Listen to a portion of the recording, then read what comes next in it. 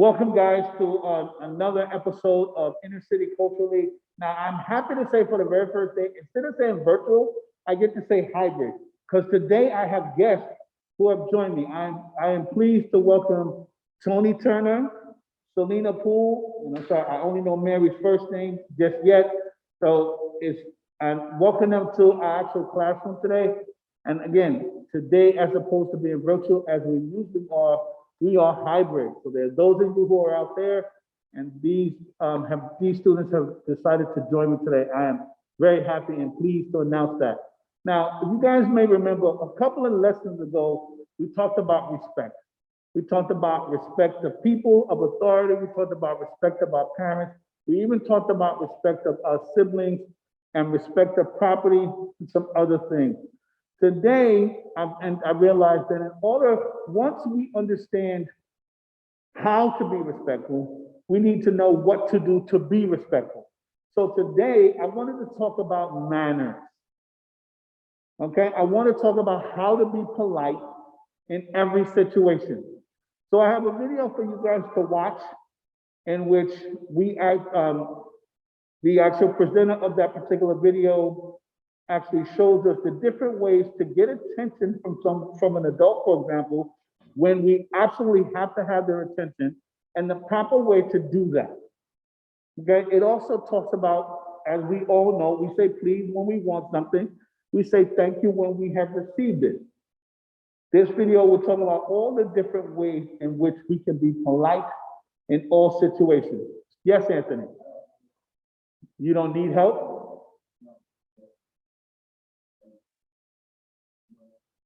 And you don't need manners. And you know what? You may not think that you do. Many of our viewers may think the same. But you know what? It never hurts to go over something that you already know, because it strengthens that knowledge. Okay? So we're going to watch the video anyway. So if you give me a minute, I'll share my screen and set that up.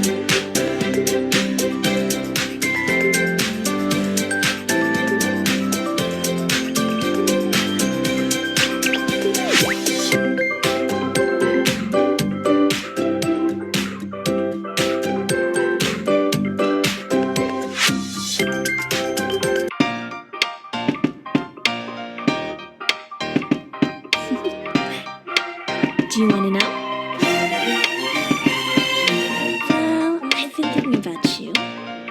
And I think you'll have to listen. Because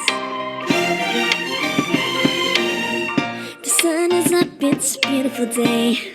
My beginning will be as bright as the sun. Come, won't you come along?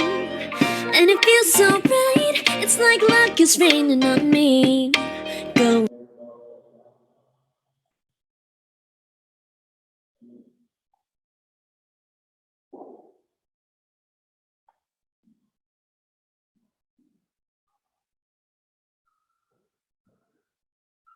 Hey, so what new manner or way of being polite that we see in the video today?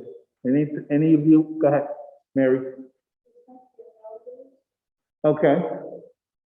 Which goes back to the lesson that we had before when we talked about respecting people of authority.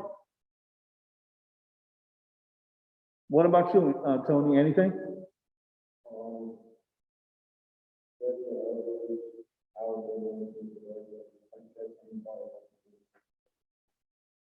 Did anybody see what they're supposed to do if two adults are talking? You have to get their attention. What should you say? Yes. If it's not important and you see two adults talking, what should you do? Say, I'm so sorry. No, let's say you wanted to go ask, let's say you wanted to come ask me a question, but I'm having a conversation with another adult. What should you do? If it's not important. Go ahead, Mary. Exactly. So if it's important, then you're going to say, excuse me. If it's not important, you wait for you make sure we can see you. That doesn't mean you jump around you're doing this, but you wait, you move yourself to a position that the person who you wish to speak with can see you, and you wait for them to acknowledge you. That is what it is to be respectful. That is what is meant by being polite. And that is the lesson that I tried to instill today. I thank you all for joining me. I am Mr. Williams. Till next time. Hey, welcome to another exciting episode of Cyber Streets at Inner City Culturally. I am Mr. Williams, and today we're going to talk about gardening. And as such, I have a very special guest. Well, most of you will know who she is, who she's here. I'd like to welcome Miss Kristen. Please take it away. Hi guys, it's Miss Kristen again. I'm coming to help Mr. Williams out today because we're talking about gardening, and that's one of my new favorite things to do. So I am extremely particular about what I put into my body sometimes, not all the time, but a lot of times when I'm thinking of fruits and vegetables, I want to know where the stuff is coming from. So I like to go to farmers to get my fruits and vegetables. I tend to not really go to the grocery store too much if I can help it. And I learned just recently that with not a whole lot of work on my part, I can make and grow, well, I can plant and grow my own fruits and vegetables. So that's something that we did at the center over this past weekend, actually. We were doing a little bit of planting and gardening. So we gardened things like broccoli, lettuce, we did tomatoes and carrots and squash, zucchini. We planted a lot of different things. And so as I'm thinking of all this gardening stuff, I'm getting excited about it. Mr. Williams is like, hey, you know that we have a self-watering kit. So it's an automatic watering kit that actually waters itself. It's something that there's something that you put into the soil, so it reads the moisture in the soil, and when it needs more water, it actually waters itself. It's super cool, something that I know is going to be very, very helpful if you're just starting out gardening. Sometimes you forget to water your plants. So this is something that it actually does all the work for you once you plant the seeds. So Mr. Williams is going to talk to us about this kit and the technology behind it. I'm so excited to hear about exactly how it works. And we're going to be using it to grow I think we have some basil, the plants that Mr. Williams will tell you about soon. He'll go over what the plants, Mr. Williams, they have little signs on them. I don't remember exactly what vegetables those are, but I know that we have basil, I think we have broccoli and a couple others. So I'm excited to see how that is going to work with them being watered electronically. So Mr. Williams, you can tell us whenever you're ready how that works. Definitely. Thank you. Thank you, Ms. Kristen. You're welcome. As Ms. Kristen was saying, actually, like she said, they planted some small pots, which you guys can see here on the table. The vegetables that have already been planted, there is carrot, spinach, sweet basil, and peas. And as Ms. Kristen has said, basically the automatic watering system allows us to, for those of us who may be forgetful like myself, to make sure that our fruits and vegetables in our garden grows nicely. Because what the automatic watering system does is, as Ms. Kristen said, with these nodes that are here, it actually looks and checks what the moisture of the soil is. If there's not enough moisture, then it automatically waters these pots through these tubes. Okay, so I'm going to talk about how to put these together because there is the opportunity for you guys to enter a contest and win one of these for your own home. So I'm going to talk about what happens or what you get when you take it out of the box. Okay, so when you open the box for the very first time, you're going to get 4 of these electrodes, which actually test the moisture. Okay, you're going to get a servo motor, which is actually going to pump water from your source out to where it's distributed later. You're going to get servo motors, which actually, based on what the circuit board tells it, this is called an Arduino board. It's basically it's like a small computer programmed to a specific task. And in this case, to judge how much moisture is in the soil and to decide whether or not more water is needed. Okay? So it tells this servo motor when to pump more water to each individual plant because different ones of them may need water at different times. They don't all need water necessarily at the same time. Different plants need more water than others. So we're going to go through just really quickly how to put them together. So, and we're also going to get wires to connect everything together. So basically, I don't want to go to one that doesn't necessarily put it over. Saying you're going to take this wire that you're going to have, and you're going to connect it to the electrodes that actually read the temperature, whether the moisture of the water. You're going to connect the other end of this to our Arduino board. And these are easy because they only go one place. You can't get these wrong. Okay? You would do that with all 4 of them. You would connect. Okay, so when you first get the tubing, it's just one big ball of tube. You're going to cut it into about 6 different pieces because additionally, it provides the tubes for going from the servo motor to the plants themselves or the pots themselves. Okay, so you're going to cut this long piece into 6 shorter pieces. Okay, and the pieces are different lengths because you're going to be going to pots at different places. So once you have those cut, you're going to connect the first one to this, which actually filters the water for the different ports on the servo motor. So you will then connect each of these tubes with another tubing. And again, I'm only going to do one for the sake of this demonstration, but it's the same process. You just keep following it. And then you want to connect the other end to one of the servo motors. Okay? Then you'll have one left to the servo motor port to connect to. You can connect another piece of tubing to that. This is the part that is actually going to water your individual pots, and you're going to connect, for the sake of this to work, you're going to connect this to our Arduino board. But again, you can't get it wrong. It only connects one way. So if you try to connect it one way and it doesn't work, turn it around, and It easily snaps in. Okay? Now, the other thing that you have to connect is power for the servo motor. Again, you can't get it wrong. There's only one place where it's going to connect to on our Arduino board. You simply plug that in.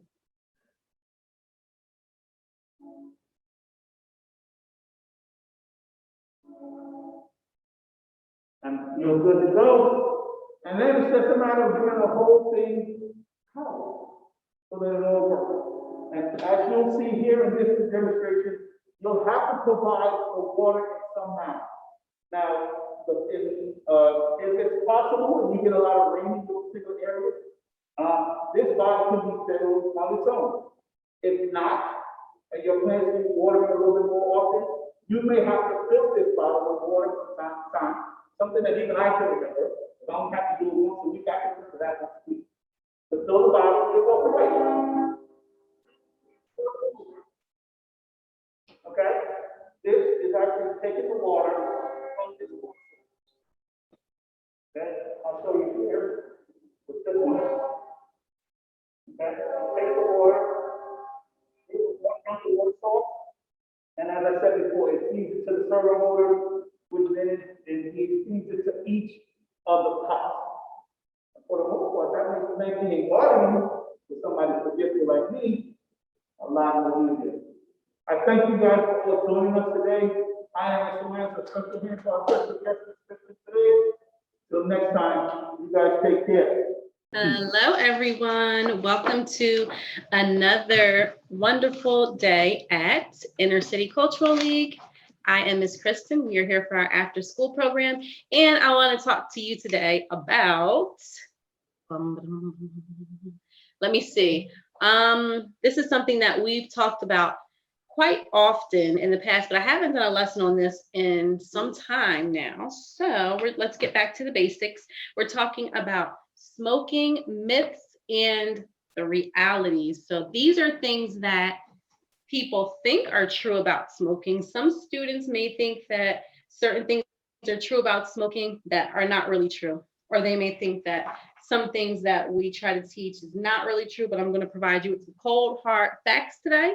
I have my trusty life skills training book by Dr. Botman.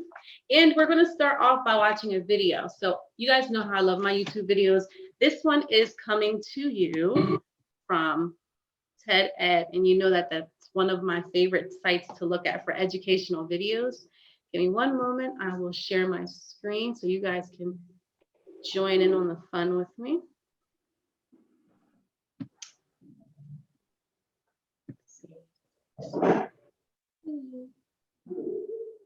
All right, so I'm going to share my sound so that you can hear it. And we are a go.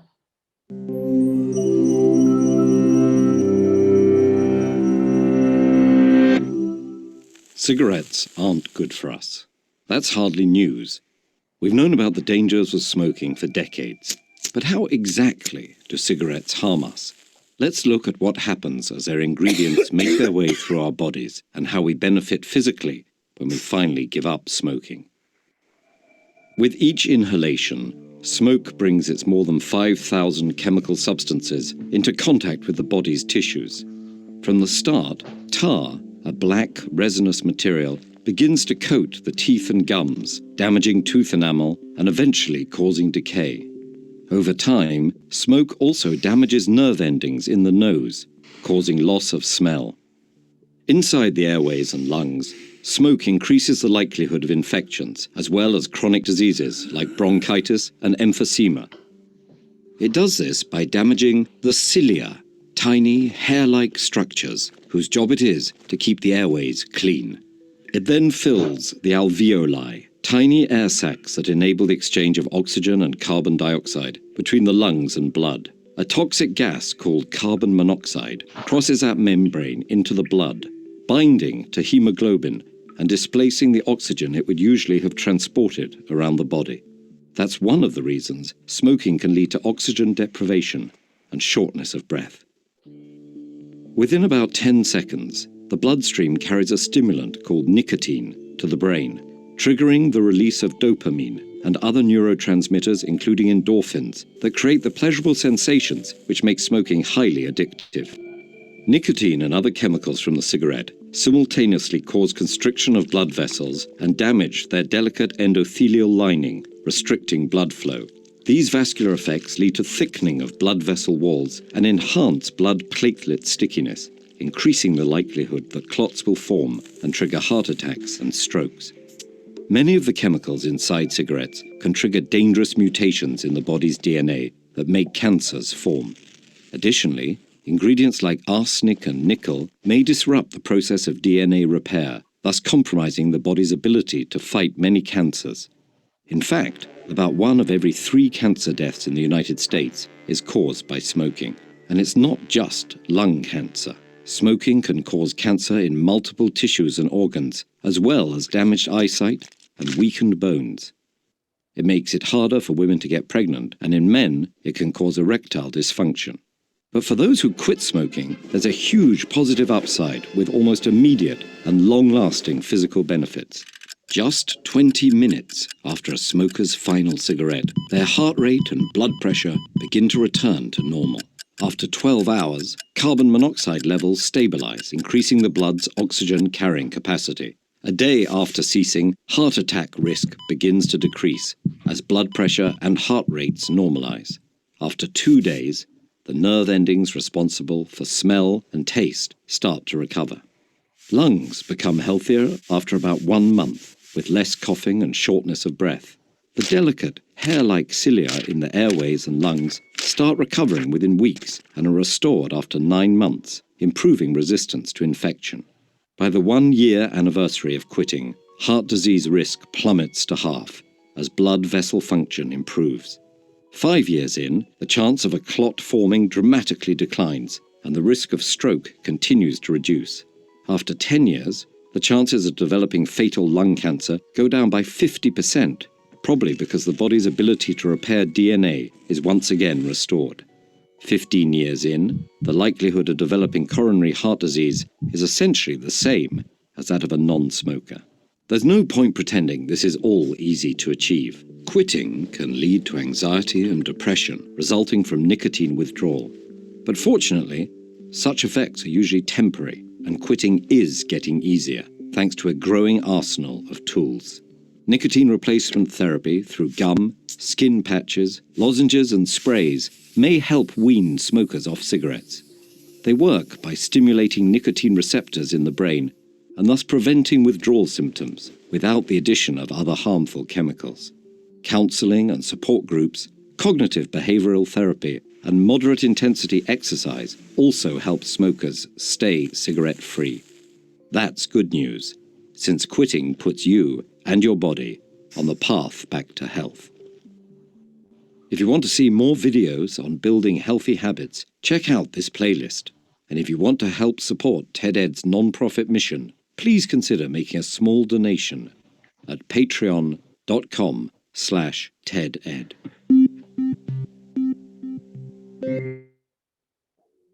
All right. So that is just a little bit of background on what can happen to your body. Now, there was some good stuff in there. Like if you do start smoking, if you know someone that smokes and they stop, then within a few hours of stopping, you can kind of reverse those effects on your body the longer that you stay clean and free of cigarettes.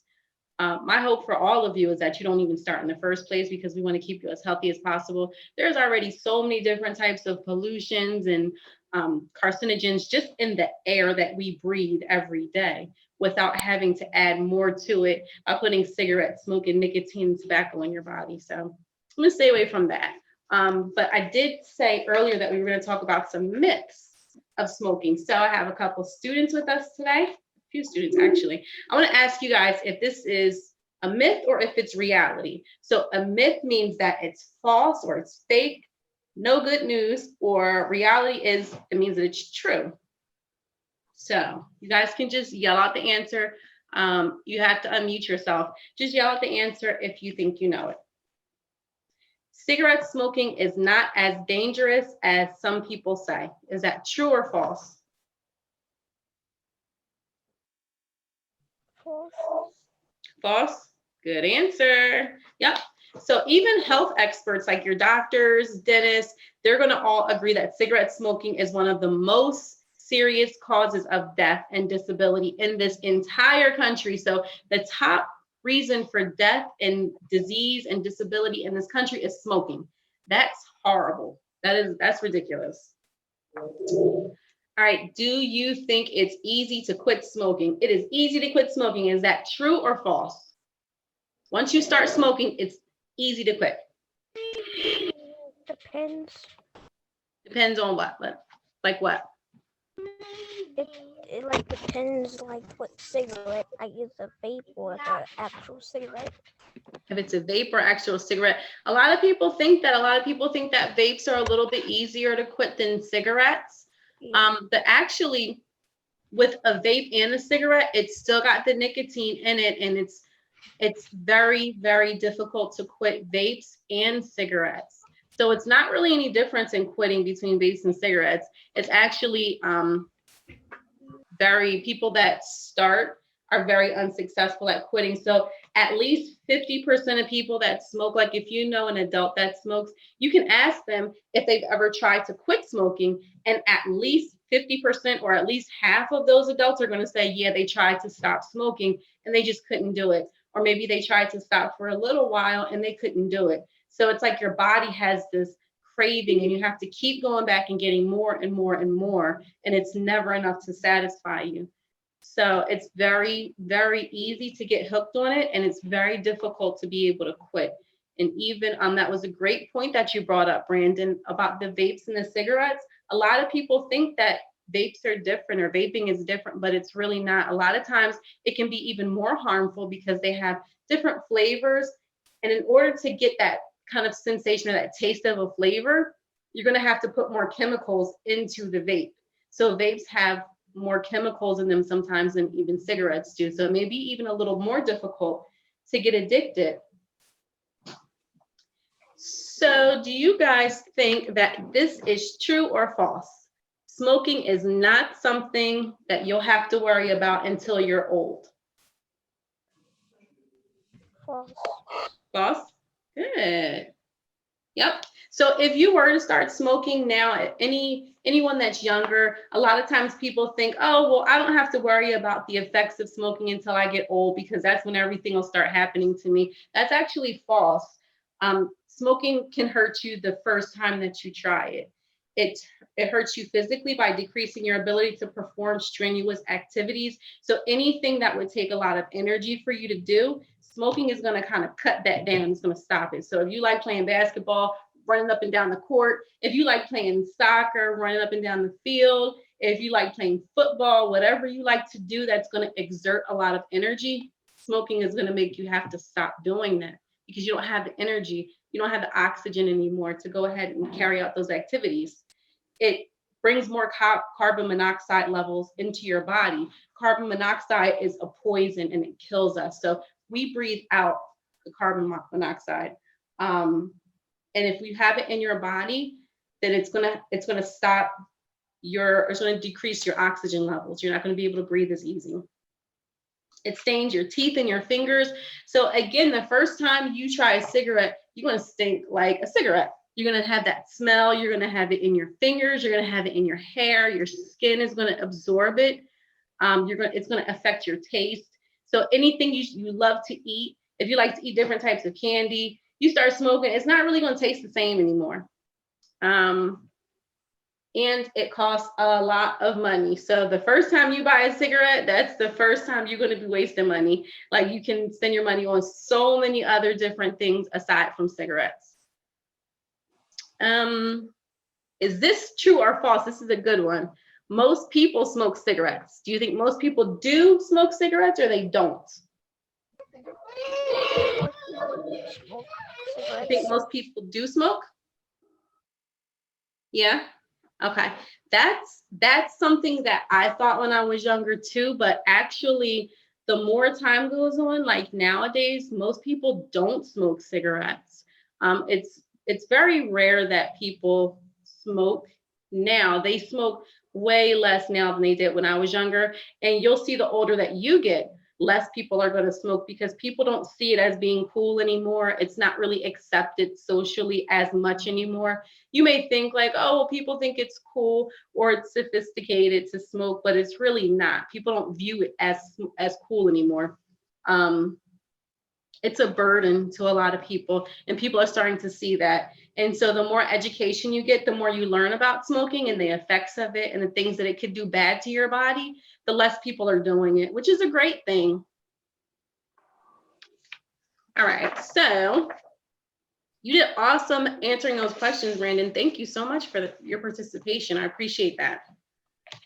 So we're going to talk about just a little bit more on the effects of smoking on different parts of your body. So for your ears, smoking affects the nerves and the blood vessels in your ears. And so this can lead to hearing loss. So I want you guys to, if you have cotton balls in the house, or if you have like, maybe take a piece of toilet paper and ball it up and stick it in your ears, and just kind of go through maybe a few minutes to an hour of doing that. And you'll see like you can't hear as well. It starts to get frustrating because the things that you could hear before, you can no longer hear as well. That's what's going to happen if your nerves and your blood vessels in your ears are affected by smoking. And this can definitely happen. So you start to lose your hearing, which is no good, because then you can't listen to your music as well anymore. You can't hear your television shows or your friends talking to you from across the room. Your eyes, it affects your eyes because it makes them red. Sometimes if you smoke a lot, it'll give them like this yellowish look, which is not attractive at all. And it leads to a loss of eyesight. So the same thing with your hearing. Your hearing is very, very important. You want to be able to hear what's going on around you, but you also want to be able to see what's going on around you. So if you're smoking, and again, those blood vessels are being constricted in your eyes, and now all of a sudden you can't smoke, you can't see as well anymore, that's no good. It can cause things, so we went from your ears to your eyes, now your nose. It's going to decrease your ability to smell things. So all those nice smells, you're not going to be able to smell anymore, which probably wouldn't be a horrible thing for a smoker, because when you have smoke all around you, it smells horrible. So them having a decreased sense of smell is probably, it's probably for the best, because you don't want to smell all those smells if you're a smoker. It's pretty stinky. Last thing I want to talk about is your mouth. So with your mouth, smoking can harm the skin that covers your lips, your tongue, your throat. So it's harming the skin. It's making it dry and crackly. It's also changing your taste buds in your mouth. So your tongue is where your taste buds are. And that's how you know if something tastes good or if it tastes bad. Usually you smell it first and then you taste it. If you can't smell as well, you can't taste as well anymore, then you don't even know what tastes good anymore. You just kind of like going through life. You can't see well as well. You can't hear as well. You can't smell as well. You don't taste as well. So all of your senses are kind of getting depleted. And if you know, there's some superhero movies where their senses, they have like superhuman senses. And so they can hear things from like a mile away, and they can see, they have X-ray vision. Those are superhuman powers. That's like what superheroes have. If you're smoking, you're like the exact opposite. You can't see, hear, smell, taste, nothing. And it causes bad breath. It causes your mouth to stink like cigarette smoke. Nobody wants to smell that, okay? Including yourself, I'm sure. It'll make your skin all dry, and it causes wrinkles. So a lot of us, you may think now you don't have to worry about that, but you can. I've seen teenagers have wrinkles because they smoke so much, and they're always pursing their lips for the cigarette. They've got these lines around their mouth, and the older they get, it does not look nice at all. It's not something that you want to have to worry about as a young person, okay? Most importantly, it makes inside your organs kind of deteriorate. So your heart is going, your lungs, all those organs on the inside that kind of work together to make you healthy and make you be able to enjoy a good quality of life. All of a sudden, that's out the window. So Don't want you guys to smoke because I care about you. I want you to stay healthy so that you can really enjoy life, every single moment of it. You can play sports, you can go out with your friends and have fun and do all of the great things that would make it a lot more difficult actually if you're smoking. So I want you guys to try to stay away from that, and we'll find some other things for you guys to do. We always have events and activities going on here. If you guys need something to do, if you need to make new friends that are not into smoking and drinking and things like that, definitely hit us up. We are at ICCLARTS.org. And until next time, I am Miss Kristen, and I'll see you later.